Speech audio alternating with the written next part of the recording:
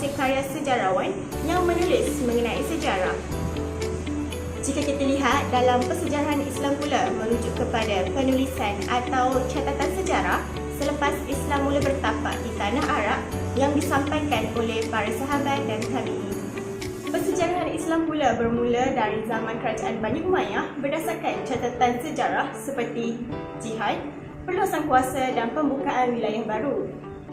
Menerusi kajian sejarah ini, kumpulan saya telah memfokuskan kepada dua buah kerajaan Islam iaitu kerajaan Bani Umayyah dan Bani Abbasiyah yang telah mencetuskan pelbagai kemajuan yang menjadikan mereka sebagai kisah sejarah yang agung di dalam persejarahan Islam.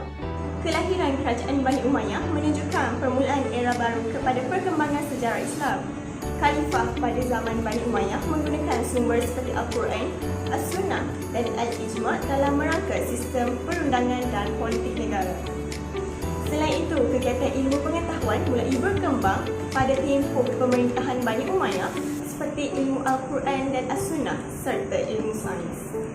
Kerajaan Bani Abbasiyah telah dianggap sebagai satu kejayaan dalam kerajaan Islam di dalam bidang kebudayaan di mana sepanjang tempoh pemerintahan kerajaan Islam ini telah menunjukkan banyak perkembangan budaya dari pelbagai bidang seperti seni bina, seni ukir, sastra, sains dan teknologi.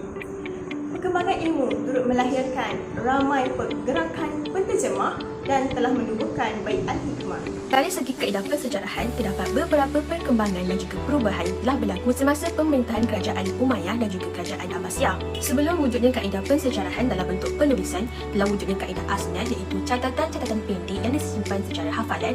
Semasa pemerintahan Bani Umayyah, kaedah persejarahan tradisi iaitu kaedah lisan telah diganti dengan menggunakan kaedah bertulis.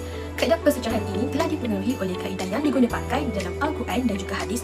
Metodologi yang digunakan dalam Al-Quran dan hadis di mana ianya disusun secara kronologi. Selain itu, fakta yang diperoleh akan dinilai agar ianya menepati kriteria-kriteria yang ada dalam penghasilan hadis iaitu Al-Jarh wa Al-Ta'dil yang bermaksud kepercayaan. Sebagai contoh, Urwah Al-Zubair mengaplikasikan kaedah tersebut dalam penghasilan kitabnya iaitu Al-Maghazi dengan merujuk kepada hadis dan sumber-sumber pertama. Beliau telah menerangkan peristiwa-peristiwa yang telah berlaku dengan menyusunnya secara kronologi yang betul. Beliau turut menitik beratkan ketepatan satu fakta dan sentiasa memastikan penceritaan yang ditulis adalah menarik. Peranan kaedah persejarahan dapat dilihat dengan lebih jelas semasa pemerintahan kerajaan Abbasiyah seperti penggunaan kaedah baharu.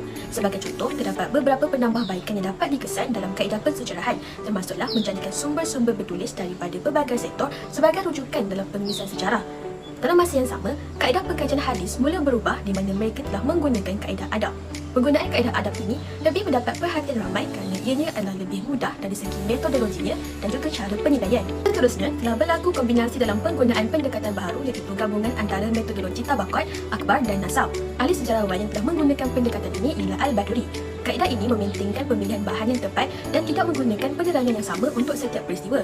Penggunaan kaedah ini dapat dilihat di dalam penulisan beliau, antaranya ialah Futuh Al-Burhan. Para sejarawan memainkan peranan penting dalam perkembangan pensejarahan pada zaman Bani Umayyah dan Bani Abbasiyah. Peranan sejarawan boleh dilihat dari aspek kemajuan penulisan sejarah. Pada permulaan zaman Bani Umayyah, aktiviti pensejarahan lebih tertumpu kepada penyelidikan garis-garis keturunan mereka atau disebut sebagai nasab. Kemudian, hadis-hadis Nabi Muhammad SAW mula dikumpul dan disusun. Penulisan sejarah semakin berkembang pada zaman Bani Abbasiyah selari dengan perkembangan ilmu-ilmu lain. Tradisi penulisan sejarah Islam pada zaman Abbasiyah juga mengalami perkembangan mengikuti perkembangan kebudayaan. Seterusnya, sejarawan juga berperanan menghasilkan kitab sejarah. Penulisan kitab sejarah telah bermula sejak Bani Umayyah namun dengan jumlah yang sedikit. Sebagai contoh, sejarawan Ziyad bin Ubaid dengan karyanya Al-Ansab. Berikutnya, pada zaman Bani Abbasiyah, para sejarawan menghasilkan karya-karya yang lebih bermutu. Sebagai contoh, sejarawan Al-Wadiqi telah menghasilkan 28 kitab berkaitan sejarah seperti Kitab Al-Maghazi, Kitab Al-Sirah, Kitab Sirah Abi Bakar wa Wafatuhu dan banyak lagi. Akhir sekali, perkembangan pensejarahan juga telah membawa sejarawan terlibat dalam politik. Pada zaman Bani Umayyah, peranan sejarawan dalam politik tidak terlalu ketara. Namun, semangat Asabiyah memberi pengaruh yang agak besar dalam penulisan sejarah Islam pada zaman Umayyah.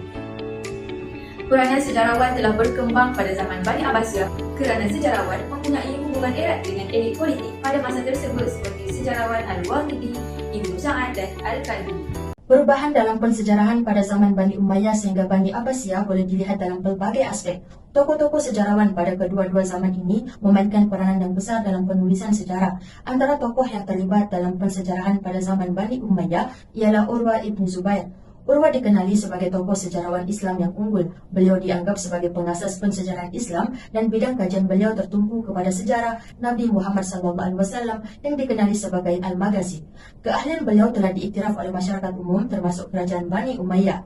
Motif utama penulisan sejarah oleh Urwa ialah daripada Al-Quran itu sendiri. Kebanyakan ulama Islam menyatakan bahawa sejarah merupakan manifestasi daripada rancangan Allah untuk mentadbir manusia sebagaimana yang diterangkan dalam Al-Quran. Motif kedua adalah bagi melaksanakan aspirasi Nabi Muhammad SAW. Motif ketiga berpunca daripada disiplin sejarah yang dianggap penting dan perlu dilakukan kerana boleh membantu memahami Al-Quran, hadis atau ilmu Islam yang lain. Motif keempat ialah berlakunya perluasan jajahan takluk Islam. Peristiwa pembukaan negara Iraq, Syria dan Mesir oleh tentera Islam menyebabkan masyarakat Islam bertambah besar dan pelbagai peristiwa penting telah berlaku sepanjang tempoh penaklukan tersebut. Tambahan pula, Urwa banyak terpengaruh dengan kaedah penyelidikan ulama hadis. Urwa adalah periwayat hadis yang terkenal dan mempunyai tikah dalam penulisan hadis. Antara ciri terpenting dalam penulisan hadis ialah penggunaan isnad yang merupakan rangkaian pembawa-pembawa hadis. Perkara penting yang perlu dalam penulisan hadis ialah tidak ada unsur takwil atau penggunaan hujah akliyah yang berbelit-belit seperti yang dilakukan dalam penulisan falsafah. Malah, Urwah lebih mengutamakan sumber bertulis seperti surat-surat pribadi Rasulullah yang dihantar kepada Raja Habsyah dan Raja Mesir yang menyuruh mereka untuk memeluk agama Islam. Sumber bertulis dianggap lebih hampir kepada kebenaran kerana sumber lisan lebih banyak terdedah kepada tokoh tambah, bahkan juga bergantung kepada daya ingatan. Urwa juga sering menggunakan syair-syair yang mempunyai kaitan dengan peristiwa yang berlaku. Walaupun konsep pensejarahan di peringkat awal ini tidak begitu jelas, tetapi usaha yang dilakukan oleh Urwa telah membawa kepada permulaan dalam usaha pensejarahan Islam. Selain itu, tokoh yang bernama Ibn Shihab Al-Zuhri, beliau merupakan antara sejarawan Islam yang terawal dan disegani. Al-Zuhri dianggap sebagai pelopor pensejarahan Islam aliran Madinah yang banyak menekankan peristiwa-peristiwa yang berunsur Islam. Antara karya pensejarahan Al-Zuhri yang terkenal ialah Sejarah Al-Maghazi. Karya ini banyak didasarkan kepada karya Sejarah Al-Maghazi oleh Urwa. Motif utama bagi Al-Zuhri melaksanakan penulisan sejarah sama seperti Urwa, yaitu bermotifkan ajaran agama daripada Al-Quran dan hadis. Berdasarkan kaedah penyelidikan pula, Al-Zuhri menggunakan kaedah ilmiah. Jika terdapat keraguan tentang sesuatu fakta, beliau akan menemubual individu yang difikirkan layak dan tahu mengenai perkara tersebut. Al-Zuhri juga sering menghadiri majlis-majlis ilmu untuk meluaskan ilmu pengetahuannya serta mengemukakan pelbagai pertanyaan tanpa segan silu. Proses berkembangnya penulisan sejarah sewaktu zaman kegemilangan Islam, yaitu ketika kerajaan Bani Abbasiyah memerintah, dapat dikaitkan dengan Ibnu Hisham, seorang tokoh sejarah yang membawa pembaruan penulisan pada zaman tersebut. Ibnu Hisham, salah seorang tokoh sejarah muslim terkenal di tanah Arab, telah memperkenalkan gaya atau corak pendekatan sejarah yang baru. Pembaharuan ini boleh dilihat dalam karya penulisannya yang bertajuk Sirah Nabawiyah. Ibnu Hisham memperkenalkan penulisan yang berdasarkan tema dan kronologi dalam wacana sirah. Sirah Nabawiyah adalah contoh penulisan yang mengumpul kompilasi laporan autonomi tentang peristiwa-peristiwa tertentu yang berlaku. Ibnu Hisham memperlihatkan nafas baru kepada penulisan sebelumnya yang kurang jelas dan memasukkan gaya pemahaman modern yang lebih kepada penjelasan salasila dan linguistik dalam penceritaannya. Ibnu Hisham juga banyak mengambil pertimbangan sebelum memasukkan sesuatu fakta dalam karyanya. Sebagai contoh, penyemakan semula teks Al-Baqarah dalam menyiapkan Sirah Nabawiyah. Kemajuan penulisan sejarah semakin berkembang dengan kemunculan Al-Mas'udi sebagai pengasas pensejarahan modern Islam. Pelayaran Al-Mas'udi telah mempengaruhi cara penulisannya yang menggabungkan bidang geografi dan bidang sejarah dalam metodologi, skop, dan tema penulisan sejarah. Al-Mas'udi yang juga disebut Herodotus of the Arabs telah mengumpul secara langsung sumber bagi penulisannya daripada rekod dan transkripsi purba, arsip dinasti dan pentadbiran, kuil dan runtuhan, wawancara dengan komuniti agama. Ini boleh dilihat dari karya beliau Meadows of Gold and Mines of Gems. Al-Mas'udi juga senantiasa merekodkan tarikh dan kronologi fakta yang disampaikan dengan sangat tepat. Penulisan mengenai sejarah Bani Umayyah dan Abbasiyah yang teratur dan sistematik sebagai buktinya. Al-Mas'udi juga memperkenalkan rujukan silang dalam Muruj al-Dabab. Sebanyak 34 tajuk yaitu buku-buku rujukan yang digunakan beliau disebut dalam Muruj dan Tanbihnya. Pengaplikasian induksi dan penakulan juga salah satu kemajuan dalam penulisan oleh Al-Mas'udi. Sekian dan terima kasih. Secara keseluruhannya, dunia persejarahan Islam telah memperlihatkan perubahan yang meningkat selari dengan kepesatan pembangunan daripada era pemerintahan Bani Umayyah sehingga Bani Abbasiyah. Peranan sejarawan atau nama lainnya ahli muhadis pada kedua-dua zaman Umayyah dan Abbasiyah yang telah mempelbagaikan genre, metodologi dan sumber-sumber sejarah Islam secara langsung telah menjadikan historiografi Islam kian maju dan berkembang pesat.